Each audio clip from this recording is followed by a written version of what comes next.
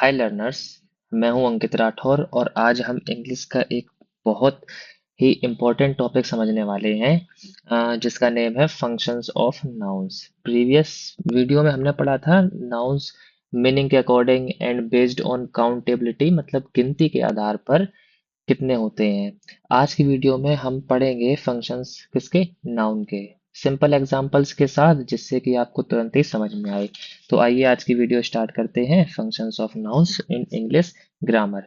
Now देखो, पहली बात तो ये है कि जो सब्जेक्ट और ऑब्जेक्ट होते हैं सेंटेंस में, वो दो ही पार्ट्स ऑफ स्पीच बनते हैं, एक तो नाउन और एक नाउन की जगह पर यूज होने वाला प्रोनाउन।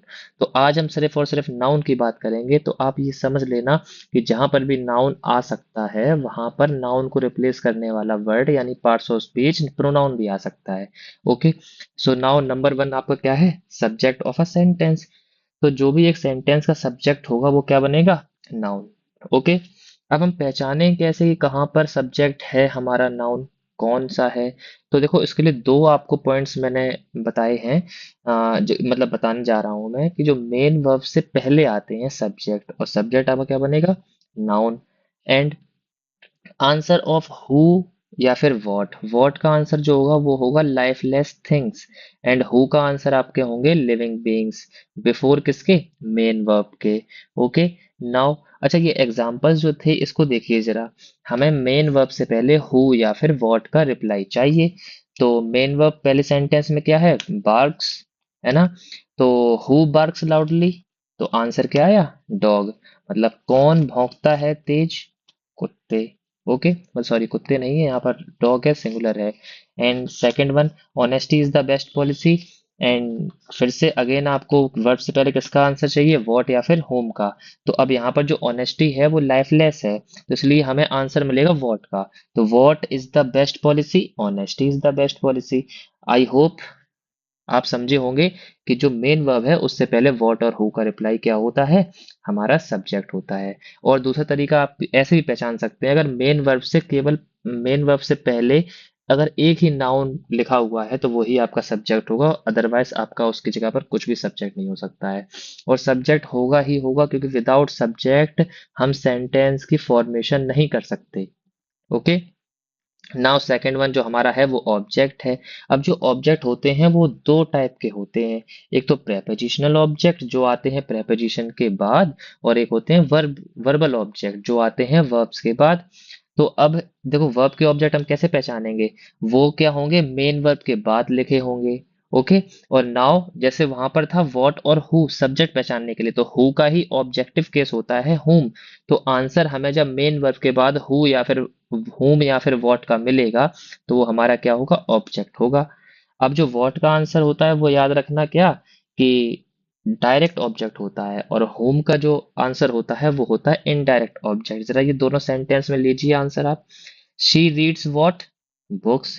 तो आपका ऑब्जेक्ट क्या है, books. Now second one, the teacher praised whom, Rahul. जो टीचर हैं उन्होंने प्रशंसा की किसकी, राहुल की। तो यहाँ पर ऑब्जेक्ट क्या है, राहुल है। ओके, नाउ जो हमारा थर्ड है वो क्या है, ऑब्जेक्ट ऑफ अ प्रेपोजिशन। तो प्रेपोजिशन के बाद उसके ऑब्जेक्ट जरूर ही होते हैं 110%। ओके, तो और आपके ऑब्जेक्ट बनते क्या है, नाउन, नाउन ही तो बनते हैं ऑब्जेक्ट। तो अब सिंपल सी बात है, प्रेपोजिशन है, उसके बाद जो भी नाउन लिखा हुआ है वो आपका प्रेपोजिशन का ऑब्जेक्ट होगा। तो she is waiting at, at preposition है ना। तो एट के बाद कौन सा नाउन है, दा तो आपका आर्टिकल है, स्टेशन ही नाउन है। तो स्टेशन क्या होगा, prepositional object. He is good at cricket, मतलब क्रिकेट आपका क्या है, प्रेपोजिशन के बाद एक ही नाउन है, वही तुम्हारा क्या है, ऑब्जेक्ट है किसका, प्रेपोजिशन का। अब कुछ एक्सरसाइज है, जरा ये जो सेंटेंस है आप वीडियो पॉज कीजिए और करने की कोशिश कीजिए। अच्छा, वन बाय वन करना, पहले सब्जेक्ट फाइंड करना, उसके बाद ऑब्जेक्ट देखना है या नहीं है, और देन आफ्टर आप क्या देखोगे, प्रेपोजिशनल ऑब्जेक्ट। ओके, एक चीज और मोस्ट मतलब इम्पोर्टेंट है, वो आप ये याद रखें कि बिना सब्जेक्ट के सेंटेंस नहीं बनाए जा सकते, ऑब्जेक्ट और प्रेपोजिशनल ऑब्जेक्ट के बिना बनाए जा सकते हैं। ओके, अच्छा वन बाय वन करके इनको देखते हैं, टैकल करते हैं। देखिए, हम पहले सब्जेक्ट फाइंड करेंगे। ओके, तो मेन वर्ब से पहले हमें किसका आंसर चाहिए, व्हाट का या फिर होम का। अब आपको दिख रहा है जो डॉग है वो लिविंग है, बीइंग है, तो यानी व्हाट का आंसर नहीं होगा, ये हु का ही आंसर होगा। तो who chase the cat in the garden? Answer is क्या?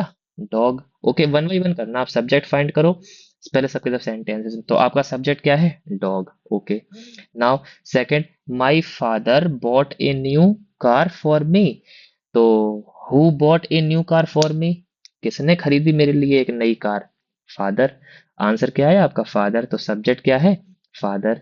Okay, now third one is, अच्छा, whom sorry who is reading a story to the children? Answer is she is reading. तो यहाँ पर आपका subject क्या है? शी है। अब देखिए नाउन नहीं है बट प्रोनाउन, ये एग्जांपल यहाँ पर बाय फॉल्ट ऐड हो गया है, इसको स्किप भी करना चाहे तो कर सकते हैं, ठीक है। इसमें जरा देखिए, अच्छा, who gave homework to the students? किसने दिया होमवर्क स्टूडेंट्स को? तो the teacher gave homework to the students. तो सब्जेक्ट अब क्या हुआ? The teacher. Okay, now next, अच्छा, who are sitting on the tree? तो birds are sitting on the tree. तो हु का आंसर क्या हुआ आपका? सब्जेक्ट, वो भी क्या हुआ?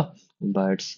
ओके, नाउ तो ऐसे आप फिगर आउट कर सकते हैं किसको? सब्जेक्ट्स को। अच्छा, ऑब्जेक्ट जरा फिगर आउट करने, तो फिर हम क्या करेंगे, जरा वो भी देख लेते हैं। आइए, तो ऑब्जेक्ट के लिए हमें चाहिए होता है वॉट या फिर होम का reply after the main verb. तो द डॉग चेज्ड वॉट? देखो वॉट का रिप्लाई जो होता है वो लाइफलेस थिंग होता है। अब वॉट का रिप्लाई यहाँ पर है नहीं है, क्योंकि जो कैट है नाउन, वो आपका क्या है? लिविंग बीइंग है। तो the dog chased home, home का आंसर आएगा, डॉग ने पीछा किया किसका? तो कैट का। The dog chased cat in the garden, in preposition. इनके बाद नाउन क्या है? गार्डन। तो गार्डन जो है वो प्रेपोजिशनल ऑब्जेक्ट होगा। ऐसे ही आप जो अदर सेंटेंसेस बचे हैं इसके आप आंसर्स कीजिएगा। और एक मैं आपको वर्कशीट प्रोवाइड कर रहा हूँ होमवर्क के लिए, ये आप करके कमेंट बॉक्स में चाहे तो कमेंट डाउन कर सकते हैं, पेन डाउन करके अपनी नोटबुक में इनको सॉल्व कीजिए। Okay, now thank you for watching.